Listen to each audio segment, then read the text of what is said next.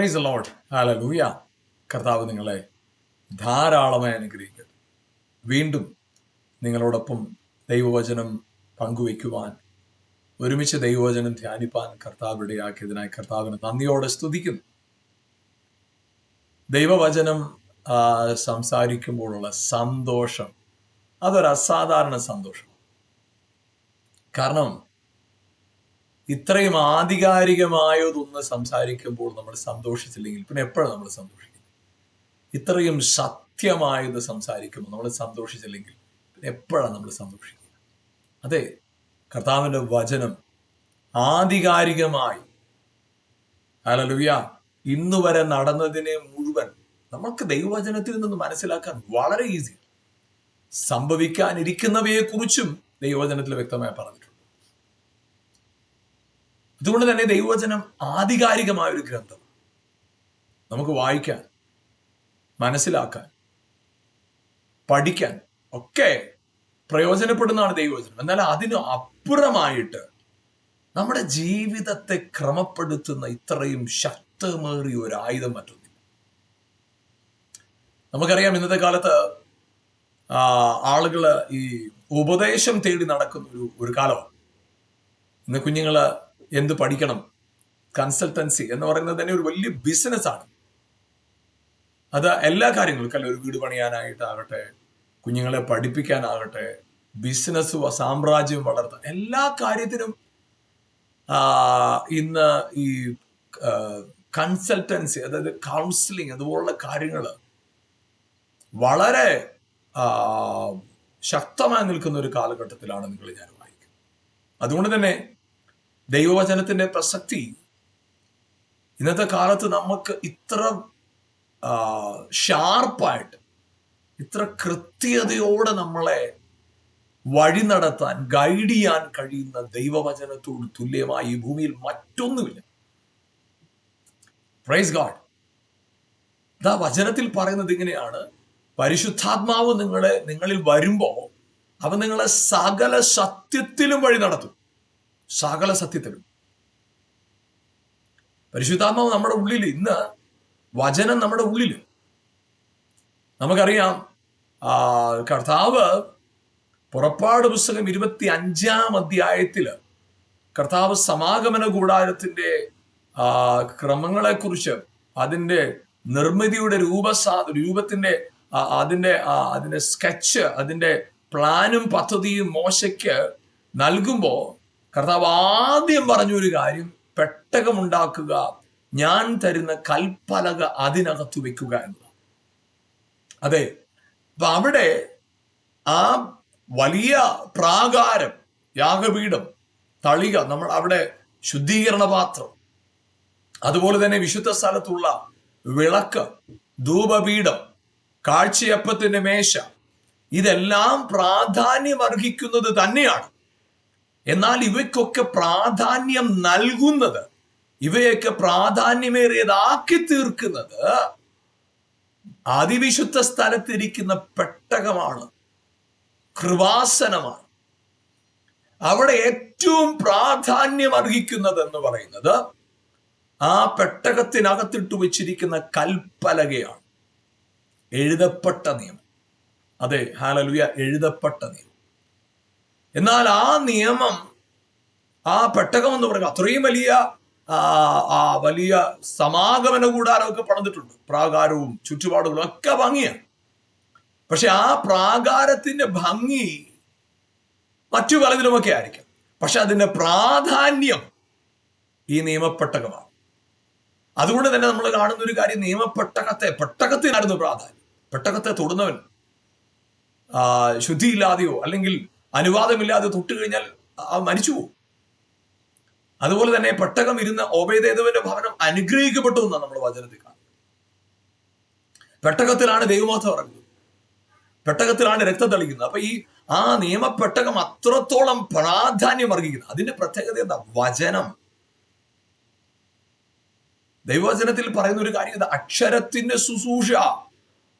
അവിടെ നടന്നതെല്ലാം അക്ഷരം എഴുതി വെച്ച അക്ഷരത്തിന് മേലുള്ള ഒരു ശുശ്രൂഷയാണ്. അവിടെ എഴുതി വെക്കപ്പെട്ടിരുന്ന അക്ഷരത്തോട് ബന്ധപ്പെട്ടുള്ള ശുശ്രൂഷ.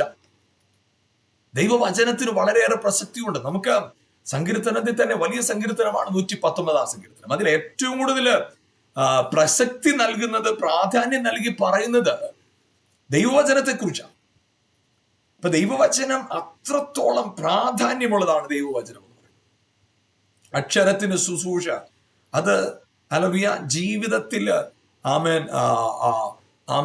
അവർ ആചാരങ്ങളിലും അനുഷ്ഠാനങ്ങളിലും പോയപ്പോൾ, നമ്മൾ 2 കൊരിന്ത്യർ ലേഖനം അതിന്റെ 3-ാമത്തെ അധ്യായത്തിൽ നമുക്ക് അതിന്റെ 5-ാമത്തെ വാക്യം 6-ാമത്തെ വാക്യം വായിക്കാം. ഞങ്ങളിൽ നിന്ന് വരും പോലെ സ്വയമായി വല്ലതും സങ്കല്പിപ്പാൻ ഞങ്ങൾ പ്രാപ്തരെന്നല്ല, ഞങ്ങളുടെ പ്രാപ്തി ദൈവത്തിന്റെ ദാനമത്രേ. 6-ാം വാക്യം, അവൻ ഞങ്ങളെ പുതിയ നിയമത്തിന്റെ ശുശ്രൂഷകന്മാരാക്കുവാൻ പ്രാപ്തരാക്കി.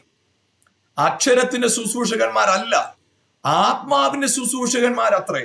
അക്ഷരം കൊല്ലുന്നു, ആത്മാവോ ജീവിപ്പിക്കുന്നു. അപ്പൊ അക്ഷരം കൊല്ലുന്നു. അവിടെ നമുക്ക് ഈ അക്ഷരം എന്ന് പറയുമ്പോൾ നമുക്കറിയാം, എഴുതുക, അതിന് ശബ്ദമില്ല, എഴുത്തുണ്ട്, അതിന് അർത്ഥമുണ്ട്, രൂപമുണ്ട്.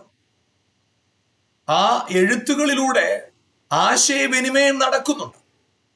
പക്ഷേ അക്ഷരം വചനമായി മാറുമ്പോൾ അതിന് ശബ്ദമുണ്ടാകും. നമുക്കറിയാം, ദൈവവചനത്തിന്റെ പ്രസക്തി പുറപ്പെടുന്ന വചനത്തിലാണ് ഇരിക്കുന്നത്. റേമ, ലോഗോസ് അല്ല, റേമ, വ്യക്തിപരമായി നമ്മോട് ഇടപെടുന്ന വചനം. ദൈവവചനം തേനിനേക്കാൾ മധുരമുള്ളതെന്ന് പറയുമ്പോൾ, എന്റെ ഗുരുക്കന്മാരെക്കാൾ എന്നെ ജ്ഞാനമുള്ളവനാക്കി തീർക്കും. അക്ഷരമല്ല, ഇത് വചനമാണ്. അതുകൊണ്ട് തന്നെ ഈ വചനം എഴുതിയിരിക്കുന്നത് ഇങ്ങനെയാണ്. അതിന്റെ 3-ാമത്തെ വാക്യം, ഞങ്ങളുടെ ശുശ്രൂഷയാൽ ഉണ്ടായ ക്രിസ്തുവിൽ പത്രമായി നിങ്ങൾ വെളിപ്പെടുന്നുവല്ലോ, അത് മഷി കൊണ്ടല്ല, ജീവനുള്ള ദൈവത്തിന് ആത്മാവിനത്രേ, കൽപ്പലകയിലല്ല, ഹൃദയമെന്ന മാംസപ്പലകയിൽ തന്നെ എഴുതിയിരിക്കുന്നത്. അപ്പോഴിവിടെ കൽപ്പലകയിൽ എഴുതിയിരുന്ന നിയമത്തിന്റെ പ്രമാണമല്ലിത്. ഇത് ഹൃദയത്തിൽ എഴുതി. അപ്പൊ ഹൃദയത്തിൽ എഴുതി, കൽപ്പലകയിൽ എഴുതി. ഇത് രണ്ടും തമ്മിൽ എന്താണ് വ്യത്യാസം? കൽപ്പലകയിൽ എഴുതി എന്ന് പറഞ്ഞാൽ അത് എഴുത്തായി അവിടെ ഇരിക്കുകയാണ്. പക്ഷെ ഹൃദയത്തിൽ എഴുതി എന്ന് പറയുമ്പോൾ, ഹൃദയത്തിൽ എഴുതുന്നതിനൊരു പ്രത്യേകത ഉണ്ട്. ഹൃദയം നിറയുമ്പോൾ അതിനെ പ്രസ്താവിക്കും. അപ്പൊ ഹൃദയത്തിൽ എഴുതുക എന്ന് പറയുമ്പോൾ അതിന് മറ്റൊരു വശമുണ്ട്. എഴുതപ്പെട്ടതിനെ പ്രഖ്യാപിക്കും. അത് നമ്മുടെ ഹൃദയത്തിൽ നിറയുന്നതിനെ പ്രസ്താവിക്കുന്നതാണ് നമ്മുടെ നാവ്. ഹല്ലേലൂയ. അപ്പോൾ ഹൃദയത്തിൽ എഴുതിയതിനെ പ്രഖ്യാപിക്കുക. Praise the lord. അവിടെ ഹൃദയത്തിൽ എഴുതി. അപ്പൊ ഇവിടെ അക്ഷരത്തിന്റെ ശുശ്രൂഷയല്ല, ആത്മാവിന്റെ ശുശ്രൂഷ. ആത്മാവിനാലാണ് ഹൃദയത്തിൽ എഴുതിയത്. ആത്മാവിനാൽ ഹൃദയത്തിൽ എഴുതി. അതുകൊണ്ട് തന്നെ അക്ഷരത്തിന്റെ ശുശ്രൂഷ ഇവിടെ പറയുന്നത് മരണ ശുശ്രൂഷ. കാരണം അക്ഷരമായി എഴുതപ്പെട്ടതായ ആ വചനത്തിന് ജീവിപ്പിക്കാനോ ജീവൻ തരാനോ സാധിച്ചില്ല. നമുക്ക് അത് ദൈവവചനത്തിൽ നിന്ന് വായിക്കുമ്പോൾ, റോമാലേഖനത്തിൽ അതിന്റെ 5-ാം അധ്യായത്തിൽ നിന്ന് നമുക്ക് മനസ്സിലാക്കാൻ കഴിയുന്നത്, റോമാലേഖനം 7-ാം അധ്യായത്തിന്റെ 10-ാം വാക്യം, ഇങ്ങനെ ജീവനായി ലഭിച്ചിരുന്ന കൽപ്പന എനിക്ക് മരണഹേതുവായി തീർന്നു. കൽപ്പന നൽകിയത് ജീവനായിട്ടാണ്. അത് പക്ഷേ എന്ത് സംഭവിച്ചു? ഹല്ലേലൂയ, ആമേൻ, അത് മരണഹേതുവായി തീർന്നു. ഗലാത്യ ലേഖനം 3-ാം അധ്യായത്തിന്റെ 21-ാമത്തെ വാക്യത്തിൽ നമ്മൾ വായിക്കുമ്പോൾ അവിടെ എഴുതിയിരിക്കുന്ന ഒരു കാര്യം ഇതാണ്. ഹല്ലേലൂയ, എന്നാൽ ന്യായപ്രമാണം ദൈവവാഗ്ദത്തങ്ങൾക്ക് വിരോധമോ? ഒരു നാളുമല്ല. ജീവിപ്പിപ്പാൻ കഴിയുന്ന ഒരു പ്രമാണം നൽകിയിരുന്നുവെങ്കിൽ ന്യായപ്രമാണം വാസ്തവമായ നീതിക്ക് ആധാരമാകുമായിരുന്നു.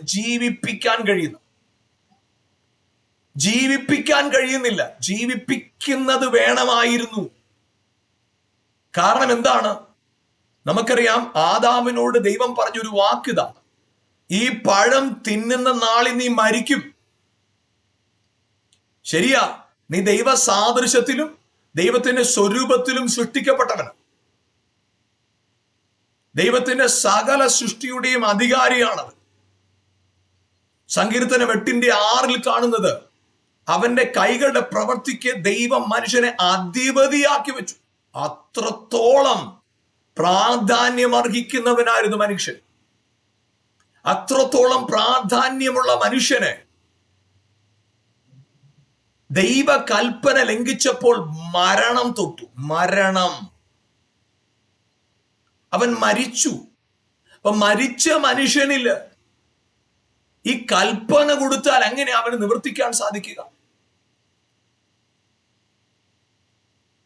മരിച്ച ആദമിന്, മരിച്ച ആദാമ്യ തലമുറയ്ക്ക് നിയമം കൊടുത്തിരിക്കുക.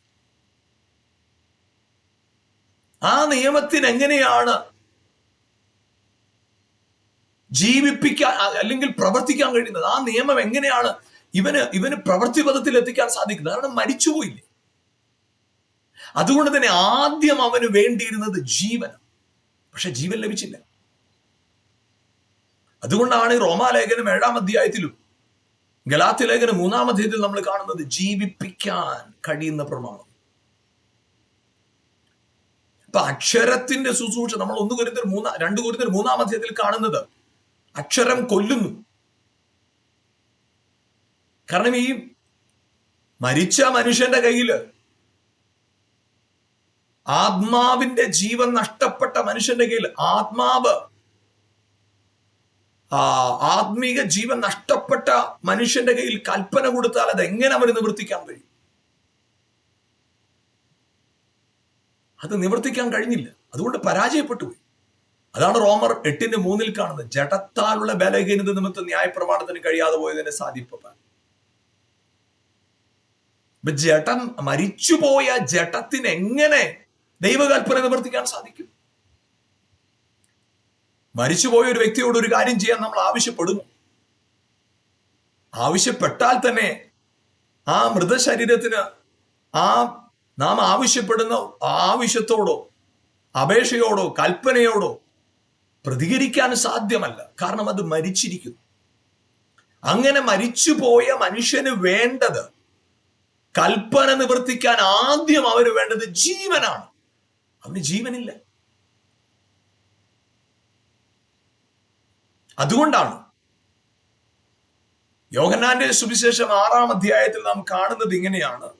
യോഹന്നാന്റെ സുവിശേഷം അതിന്റെ 6-ാമത്തെ അധ്യായത്തിൽ അതിന്റെ 63-ാമത്തെ വാക്യം നമ്മൾ ഇങ്ങനെയാണ് വായിക്കുന്നത്: ജീവിപ്പിക്കുന്നത് ആത്മാവാകുന്നു, മാംസം ഒന്നിനും ഉപകരിക്കുന്നില്ല. ഞാൻ നിങ്ങളോട് സംസാരിച്ച വചനങ്ങൾ ആത്മാവും ജീവനുമാണ്. അപ്പൊ അവിടെ വളരെ വ്യക്തമായിട്ട് കർത്താവ് പറയുന്നു, മരിച്ചുപോയ മാനവജാതിക്ക് ജീവൻ തരണമെങ്കിൽ ആത്മാവിനെ സാധിക്കൂ.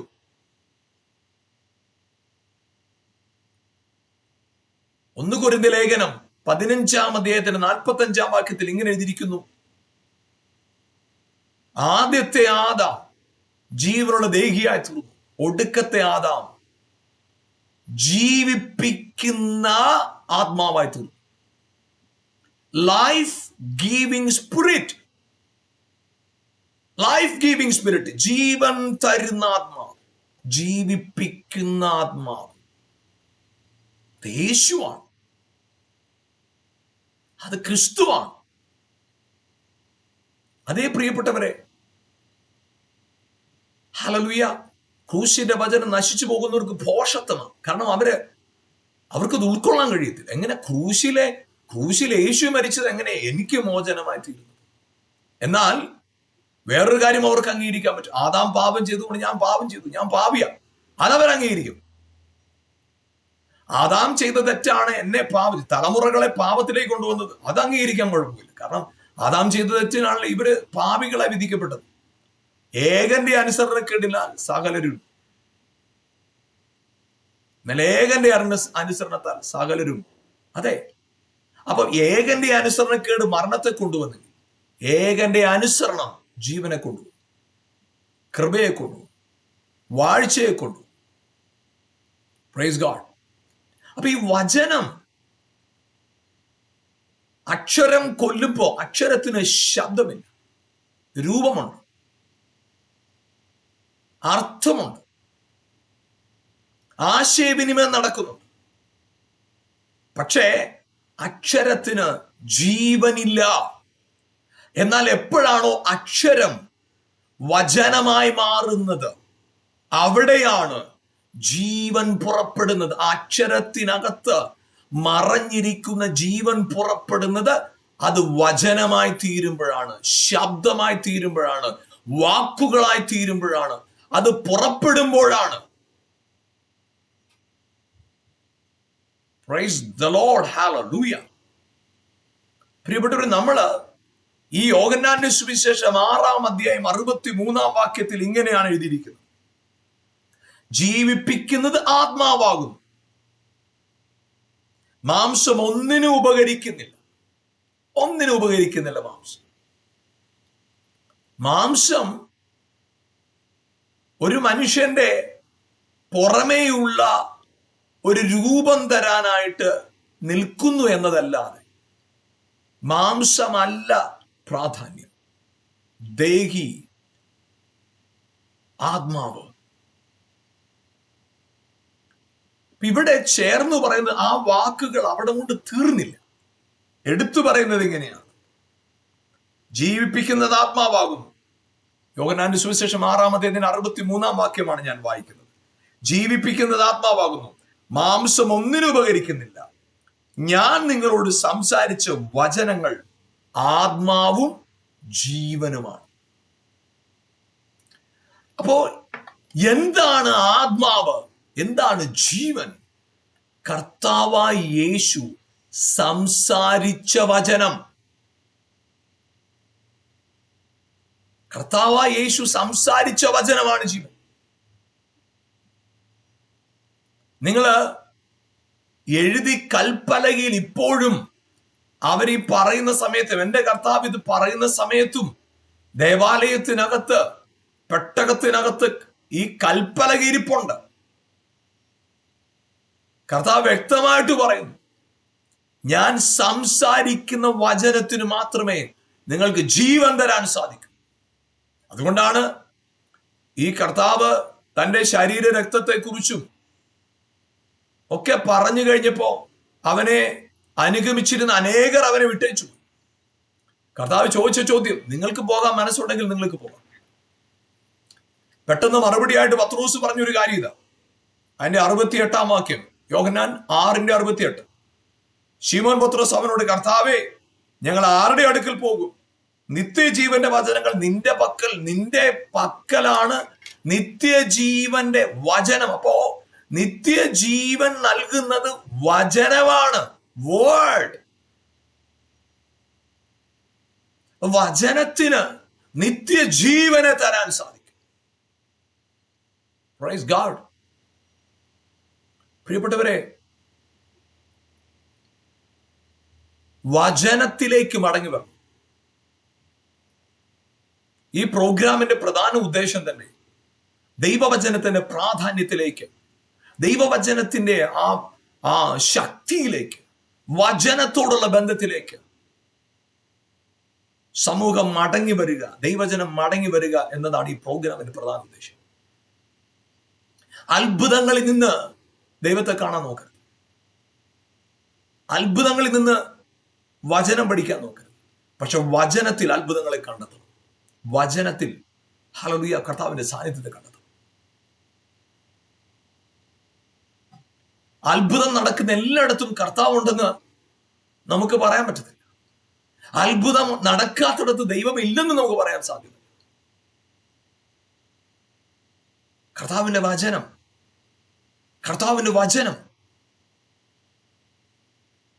നമ്മുടെ അവസ്ഥകളെ മാറ്റിമറിക്കാൻ ശക്തിയുള്ളൂ. അതുകൊണ്ട് നിങ്ങൾ വചനത്തിന് കൊടുക്കേണ്ട പ്രാധാന്യം വചനത്തിന് കൊടുക്കുക. നിങ്ങളുടെ ജീവിതത്തെ മാറ്റിമറിക്കാൻ ഈ വചനത്തിന് ശക്തിയുണ്ട്. അതെ, വചനത്തിന് ശക്തിയുണ്ട്. പ്രിയപ്പെട്ടവർ, നമ്മള് ഹല്ലേലൂയ, ഇവിടെ കർത്താവ് പറയുന്ന ഒരു കാര്യം, ഞാൻ നിങ്ങളോട് സംസാരിച്ച വചനം തന്നെ ആത്മാവും ജീവനും. ജീവിപ്പിപ്പാൻ കഴിയുന്ന ഒരു പ്രമാണം. ഗലാത്യ ലേഖനം 3:21 നമ്മൾ അങ്ങനെ കാണുന്നത്. ജീവിപ്പിപ്പാൻ കഴിയുന്ന ഒരു പ്രമാണം തന്നിരുന്നെങ്കിൽ ന്യായപ്രമാണം ശരിക്കും നീതിക്ക് ആധാരമാകുമായിരുന്നു. പക്ഷെ അവിടെ അവർക്ക് ജീവിപ്പിപ്പാൻ കഴിയുന്ന ഒരു പ്രമാണമല്ല കിട്ടിയത്. അതുകൊണ്ട് തന്നെ അവർക്ക് നീതീകരിക്കപ്പെടാൻ സാധിക്കാതെ പോയി. ഇന്ന് പ്രിയപ്പെട്ടവർ, ഞാൻ പറയട്ടെ, ജീവിപ്പിക്കാൻ കഴിയുന്നത് വചനത്തിനാണ്. ഇവിടെ അതുകൊണ്ടാണ് പറയുന്നത് ആത്മാവ് ജീവിപ്പിക്കുന്നത്. എന്താണ് ആത്മാവ്? ഞാൻ നിങ്ങളോട് സംസാരിച്ച വചനമാണ് ആത്മാവും ജീവൻ. ആത്മാവും ജീവൻ. പ്രിയപ്പെട്ട ദൈവവചനത്തില് ആ വചനത്തെ മുറുകെ പിടിച്ച് നിങ്ങൾക്ക് എത്ര വലിയ മാരക രോഗം നിങ്ങളുടെ ശരീരത്തിൽ വാഴുന്നെങ്കിൽ, നിങ്ങൾ എത്ര വലിയ സാമ്പത്തികമായ വെല്ലുവിളികളുടെ മുമ്പിൽ നിങ്ങൾ നിൽക്കുന്നു, നിങ്ങൾ എത്ര പേരാൽ ഒറ്റപ്പെടുത്തപ്പെട്ടാൽ, തെറ്റിദ്ധരിക്കപ്പെട്ടാൽ, കൈവിടപ്പെട്ടാലും, നിരാശയുടെ ആഴത്തിൽ നിങ്ങൾ ഇറങ്ങിപ്പോയാലും, നിങ്ങളുടെ കൂടെ ആരും പ്രാർത്ഥിക്കാനില്ലെങ്കിലും, ഒരുപക്ഷെ നിങ്ങൾക്ക് ആരെയും സമീപിക്കാൻ പറ്റുന്ന സാഹചര്യമല്ലായിരിക്കാം, നിങ്ങൾക്ക് ഒരുപക്ഷെ നിങ്ങളുടെ വിഷയം ആരോടും പങ്കുവെക്കാൻ കഴിയുന്നത് ആയിരിക്കത്തില്ല.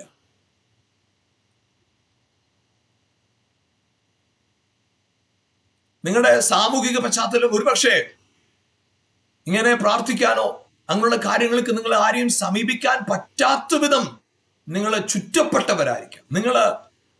നിങ്ങൾ ഒരുപക്ഷെ ഒതുങ്ങിപ്പോയവരായിരിക്കും. ഞാൻ പറയട്ടെ, നിങ്ങളായിരിക്കുന്ന സ്ഥലത്ത് ഈ വചനം, ദൈവവചനത്തെ നിങ്ങൾ ശ്രദ്ധിക്കുമ്പോൾ, നിങ്ങൾ ഈ വചനം കേട്ടുകൊണ്ടിരിക്കുമ്പോഴും, അതെ, നിങ്ങളുടെ സമീപേ വചനം ജഡമായി തീർന്നുവെന്നിൽപ്പുണ്ട്.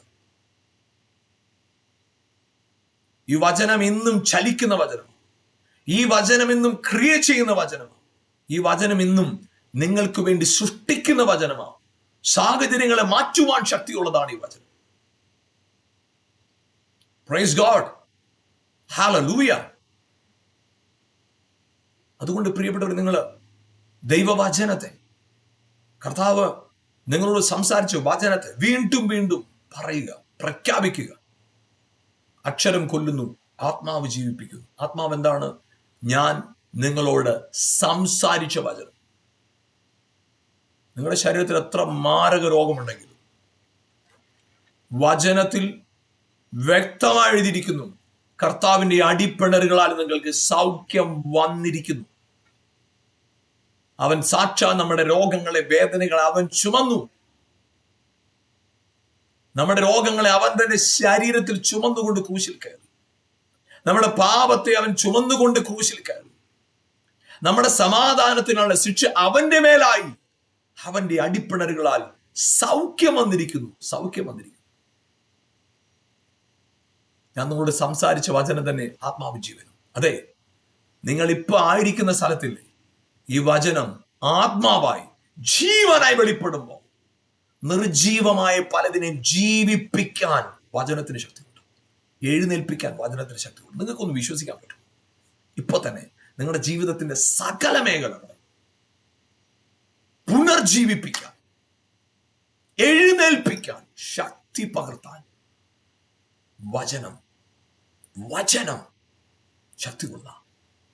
വിശ്വസിക്കുക, പ്രഖ്യാപിക്കുക. വീണ്ടും ഞാൻ പറയട്ടെ, കർത്താവിന്റെ വചനത്തിൽ വസിക്കുന്നവൻ, ഹല്ലേലൂയ, അവൻ ജീവിതത്തിൽ അത്ഭുതം പ്രതീക്ഷിക്കത്തില്ല. കാരണം എന്താണെന്നറിയാമോ? വചനത്തിൽ വസിക്കുന്നവൻ, അവന്റെ ജീവിതം തന്നെ ഒരു അത്ഭുതമാണ്. ഹല്ലേലൂയ. കർത്താവ് നിങ്ങളെ ധാരാളമായി അനുഗ്രഹിക്കട്ടെ. നമുക്ക് ഒരുമിച്ച് പ്രാർത്ഥിക്കാം.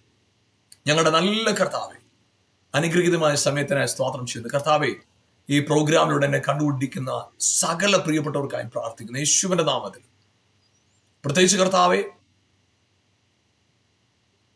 രോഗത്താൽ ബാധിക്കപ്പെട്ടവർ, ശരീരത്തില് രോഗത്താൽ ബാധിക്കപ്പെട്ട് തളർന്ന് നിരാശപ്പെട്ട് മടുത്തു പോയിരിക്കുന്നവർ, പല മരുന്നുകൾ മാറി മാറി കഴിച്ചിട്ടും സൗഖ്യമാകാതിരിക്കുന്നവർ, ജീവനില്ലാത്ത അവസ്ഥ എന്ന പോലെ സാമ്പത്തികമായും പല മേഖലകളിലും നിർജീവത്വം അനുഭവിക്കുന്നവർക്ക് പ്രാർത്ഥിക്കുന്നു. യേശുവിന്റെ നാമത്തിൽ ജീവിപ്പിക്കുന്ന ആത്മാവേ, സംസാരിച്ച വചനമാകുന്ന ആത്മാവേ, ആ ശരീരങ്ങളിലേക്ക് ആ ശക്തി വെളിപ്പെടാനായിട്ട് പ്രാർത്ഥിക്കുന്നു. ഇപ്പോൾ തന്നെ രോഗ അവസ്ഥകൾ ശരീരങ്ങളിൽ നിന്ന് മാറട്ടെ. പരിപൂർണമായ വിടുതൽ അവരിൽ സംഭവിക്കട്ടെ. എഴുന്നേൽക്കട്ടെ, ജീവൻ പ്രാപിക്കട്ടെ. കർത്താവേ, എല്ലാ അവിശ്വാസങ്ങളും സംശയങ്ങളും ഭയങ്ങളും ഭാരങ്ങളും അവരുടെ ഹൃദയങ്ങളിൽ നിന്ന് ഓടി മറയട്ടെ. ജീവനെ പ്രാപിക്കത്തക്കവണ്ണം അവരുടെ ഹൃദയങ്ങൾ ഒരുങ്ങട്ടെ. യേശുവിന്റെ നാമത്തിൽ സകല മേഖലകളിലും അവരെ ഉയർത്തി മാനിക്കുന്നതിനായി സ്തോത്രം. അങ്ങയുടെ കരങ്ങൾ ഏൽപ്പിക്കുന്നു. എല്ലാ മഹത്വം അറുക്കപ്പെട്ട കുഞ്ഞാടിന് യേശുവിൻ നാമത്തിൽ തന്നെ പിതാവേ, ആമേൻ, ആമേൻ, ഹല്ലേലൂയ. കർത്താവ് നിങ്ങളെ ധാരാളമായി അനുഗ്രഹിക്കട്ടെ. പ്രിയപ്പെട്ടവർ, നമ്മുടെ ഈ ഒരു പ്രോഗ്രാമിന്റെ പ്രധാനപ്പെട്ട ഉദ്ദേശം ദൈവവചനത്തെ പഠിപ്പിക്കുക എന്നത്. ദൈവവചനത്തിൽ നിങ്ങൾക്ക് ആവശ്യമുള്ളതെല്ലാം ഉണ്ടെന്നൊരു തിരിച്ചറിവ് നിങ്ങൾക്ക് തരിക എന്നതാണ് ഈ പ്രോഗ്രാമിന്റെ പ്രധാന ഉദ്ദേശം. അതുകൊണ്ട് നിങ്ങൾ തുടർച്ചയായിട്ട് പ്രോഗ്രാം കാണുക. മാത്രമല്ല, നിങ്ങളുടെ പ്രിയപ്പെട്ടവരോടും ഈ പ്രോഗ്രാം പരിചയപ്പെടുത്തുകയും പ്രാർത്ഥനയിലൂടെ മറ്റുള്ളവരെ പരിചയപ്പെടുത്തുന്നതിലൂടെ എല്ലാ നിലകളിലും ഈ പ്രോഗ്രാമിന് നിങ്ങൾക്കും പങ്കാളികളാകാൻ സാധിക്കും. എല്ലാ ദിവസവും 1 മണിക്കൂറോളമുള്ള ഒരു വചന പഠന പദ്ധതിയുണ്ട്. നിങ്ങൾക്കതിൽ ജോയിൻ ചെയ്യാൻ താല്പര്യമുണ്ടെങ്കിൽ സൗജന്യമായിട്ട് നിങ്ങൾക്കതിൽ ജോയിൻ ചെയ്യാവുന്നതാണ്. അതിൽ ജോയിൻ ചെയ്യാൻ താല്പര്യം ഉള്ളവർ ഈ കാണുന്ന വാട്സപ്പ് നമ്പറിൽ മെസ്സേജ് അയച്ചാൽ നിങ്ങൾക്ക് അതിൻ്റെ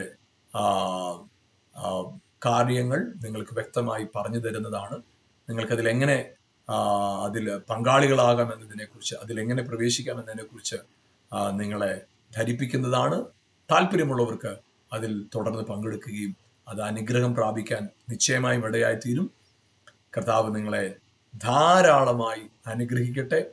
നിങ്ങളുടെ സാക്ഷ്യങ്ങളും നിങ്ങളുടെ പ്രാർത്ഥന വിഷയങ്ങളും ഞങ്ങളുമായിട്ട് ഈ നമ്പറിൽ നിങ്ങൾക്ക് പങ്കുവയ്ക്കാവുന്നതാണ്. നിങ്ങൾക്ക് വേണ്ടി പ്രാർത്ഥിക്കുന്നതിൽ ഞങ്ങൾ വളരെയേറെ സന്തോഷിക്കുന്നു. കർത്താവ് നിങ്ങളെ ധാരാളമായി അനുഗ്രഹിക്കട്ടെ. ആമേൻ.